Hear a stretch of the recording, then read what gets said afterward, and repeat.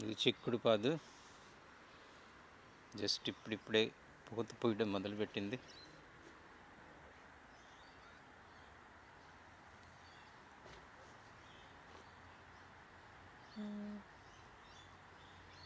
ఇది కొంచెం రాలిపోయింది పూత.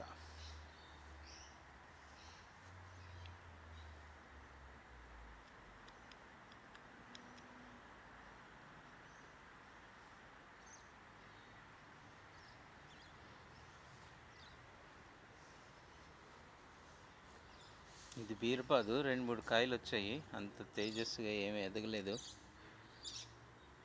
జాగ్రత్తగా మళ్ళీ ఇంకా విత్తనాలు వేసి చూడాలి. ఇదిగో మళ్ళీ కొత్తగా ఒక కాయ వస్తుంది. ఇది నిలబడినట్టుంది. మొత్తానికి పక్కది సరిగ్గా రాలేదు, ఇది కొంచెం వస్తుంది.